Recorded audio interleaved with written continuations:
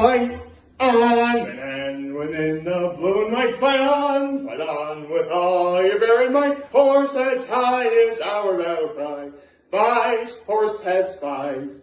Keep up the courage to keep goals in sight. Fight, horseheads, fight. For a horizon that is bright. Keep fighting, old white and blue. She'll ever walk a path that's straight and true. Raise your head up to the sky for Horseheads high. With a final score of 19-17. For the first time in probably forever, the Horseheads Blue Raiders defeated the Corning Hawks in what can only be described as the greatest defensive struggle I have ever seen. I will talk about that momentarily. One moment, please. Let me grab a chair. Let's get things underway, shall we? Oh, man. That was a lot of fun, man. This was a big win. This was a real big win. I mean, I said this before, I'll say it again. A week ago, Horseheads lost to the #1 Class B school in New York State. What that means is population, not like actual size of students, because, you have big kids, everywhere, right? So it really did show that Horseheads losing to Maine Enwell was a mismatch. There were two individuals, because I was reading the article after the game was over, and I noticed it too. But there were two individuals I read in the article. Actually, the article's right in front of me because it has some stats and everything. There were two individuals who said, we're not having that happen again. We're going to work hard this week, and we're going to beat whoever comes next.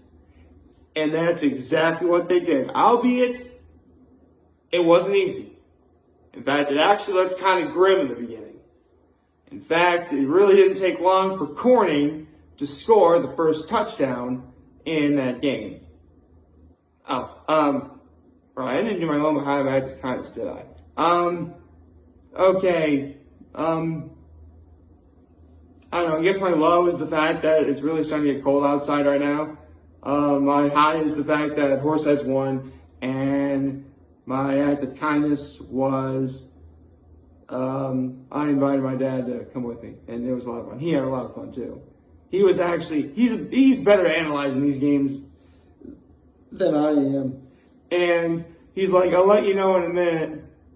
He's like, I'm like, what? He says, I'll let you know in a minute, this is going to be a good game. After number 33 just punched it right in to essentially tie the game, even though Corning had scored 8 points off a 2-point conversion. Horsehead scored a field goal kick, an extra point for 7. Even though the final score was 7-8, my dad's like, you know what, this is going to be a good game. And it was. Oh, man. And speaking of number 33, he is one of those two individuals who said, no, we're not having what happened last week happen again. And it showed. The other individual was number 65, a senior lineman who plays on both sides of the ball, but he produced big on defense. Like 7 tackles, a sack and a half, at least 3 quarterback pressures. Number 65 was on fire. No kidding. Like, seriously, number 65, like his sack, he grabbed him, brought him in, and suplexed the guy. It was unbelievable. So, needless to say, this Blue Hammer Award goes to number 33 for the third time for the third time this year, and number 65 for the second time this year. So, number 33, number 65, congratulations, you both earned it. And I was actually reading the article, and this is really funny. Number 65's uncle is the head coach of Corning football. So someone in that family gets bragging rights. Oh, man, that is awesome. You're probably wondering what wound up happening. Well, At the end of the first half, the score was 17-13. Corning somehow, because Corning never, ever, shoots field goals. They shot a field goal to make the score 17-13, and that was the end of the first half. We're still, basically, Horseheads is still down, but we're not far behind. And in the third quarter, we stepped up, we scored again, making the scores at 19-17, and it remained that way the entire time. You heard correctly. The entire fourth quarter was completely and utterly scoreless. You know, it was really funny. When the game started and both teams were legit answering each other point for point, for the most part, I really thought this was going to be a night where both defenses were going to have to take the night off, because it looked like it was going to be an offensive shootout. It turns out this was one of the most well-balanced games I think I've ever seen. Ever. Professional, college, otherwise. Both sides really wanted this win desperately. In the end, though, Horseheads just wanted it more. And the fact that we won because... Actually, you know what? I have a funny story to tell you. My senior year, we lost at homecoming because we missed a field goal that would have won the game. And we lost 19-18. Last night was Corning's homecoming. They lost with a score of 19-17, and they missed the field goal that would have won the game. Karma, I say! Karma, I say! Karma, I say! Yes! Revenge! We got revenge! Actually, we really lost to Corning East. But this is back, see, before the Corning Hawks were the Corning Hawks, there were really two Corning schools, Corning East and Corning West. But Corning East was traditionally the better one at the time. And we lost to Corning East. So, there you go. I feel I should probably explain that part before I get too ahead of myself. But, yes. And, you know, it's funny. When I was for years, Horseheads always could never beat Corning. Never. And here's the scary thing. I noticed when I was watching the game last night, they were playing exactly like how they played when I was there. To put things into perspective, Corning doesn't really use much passing. Or punting or kicking for that matter. They will run the football. Sounds simple enough. You can defend that, right? Here's the thing. They are masters of misdirection. Let me tell you. There were times, whether I was actually playing for Horseheads, or even last night, for instance, where for the life of me, I couldn't find the ball at all. When it really did look like one guy from Corning had it, there went the other guy running. It was unbelievable. This is a very, very, very tactical offense that Corning runs. So tactical, in fact, that if you're not careful, they will go up and score. This is the kind of offense where literally every single player needs to know their assignment right down to the final inch in order to perfect it. And believe me, a lot of the time last night, it worked. There were times where it was 3rd and long, they got it. Because they were that great at misdirection. Thankfully, it looked as if Horseheads, particularly number 65, was able to figure that out right away and try and put a stop to it. And he did. So, once again, congratulations to number 33 and number 65. This Blue Hammer Award belongs to the both of you. You truly earned it. And I'm not even kidding. Like, after I woke up from bed this morning, I'm like, did I dream that? No, it really happened. It really happened. Holy cow. And it was great being back at Corning Memorial Stadium again. It was.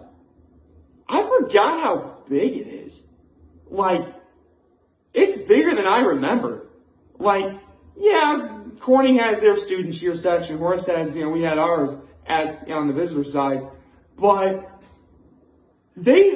seriously, if you, go to Corning, New York, and go to Corning Memorial Stadium, and, the distance between both sets of bleachers is staggering. It was very clear that Corning's side was trying to chant something, but for the life of me, I couldn't hear a word they were saying. It was unbelievable. And funny, too. But, you know what? That was bad for us. Because you know what? If we can't hear the opposing crowd, they won't get in our heads. And that's one thing that definitely helped Horseheads win this one. For sure. Man. I don't even know what else to say.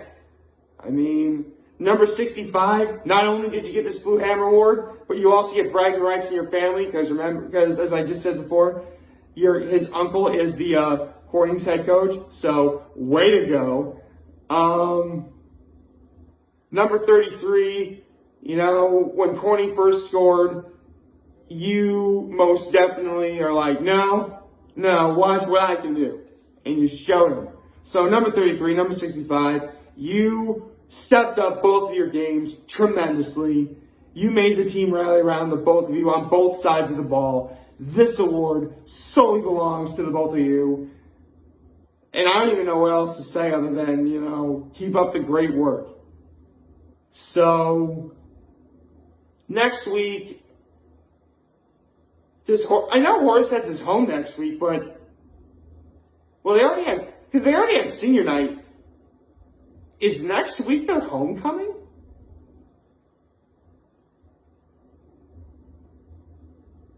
If Horseheads' homecoming is next week, that's gonna be fun. You better believe I'm being there, man.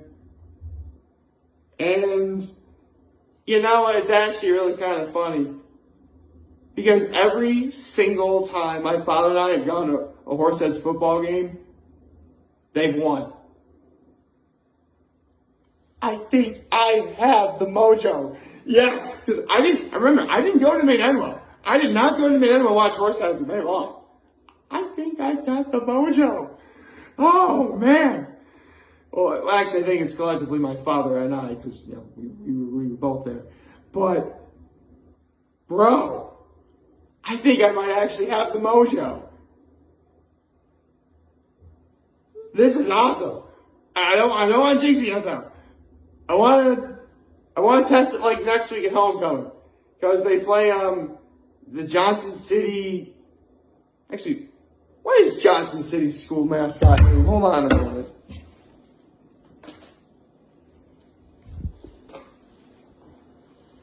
Let's see, Johnson City. Let's see.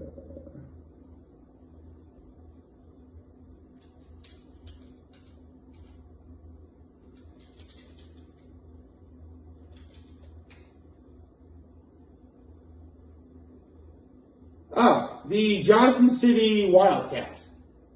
Okay, cool. Speaking of next opponents, my Trinity-Pawling Pride has the Taft Rhinos today. That should be a very fun game, as both teams, to my recollection, are undefeated as well. So it should be a very interesting matchup. Which also reminds me, last night, Corning was undefeated. Was being the key word in that sentence. Horseheads won. Horseheads totally won. Oh, man, I am so happy. I am so very, very happy right now. I think we're in for a fantastic, week of, preparation. So, to the Horseheads Blue Raiders, my Horseheads Blue Raiders, Congratulations to you all. You earned that victory. Number 33 and number 65, you earned the Blue Hammer Award, both of you. Congratulations to you both.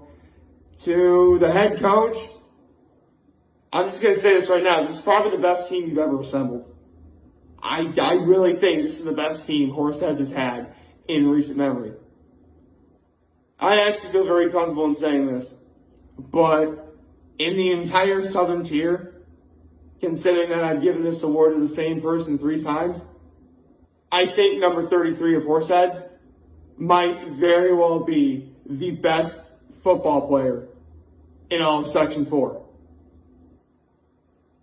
And now that I bring that up, Trinity-Pawling. Okay, number 33 of Horseheads. Look him up and recruit him as one of your 4 potential PGs for next year. Because this kid is dynamic, but man, under Trinity-Pawling's firepower, I don't even want to know. Like, favorite channel, subscribe button, follow me, social media against YouTube. Actually, you know what? Recruit number 65 too. Get 33 and 65. Get those guys. Try and get at least one of them. You'll thank me later. Like, favorite channel, subscribe button, follow me, social media against YouTube. I'm very helping this video for all of you guys who watch it over here. Hopefully, a wonderful, wonderful Saturday. Remember, you're going to talk Jumpers with me to let knows everybody. Take care and make good choices. See ya. Raider pride. Woo!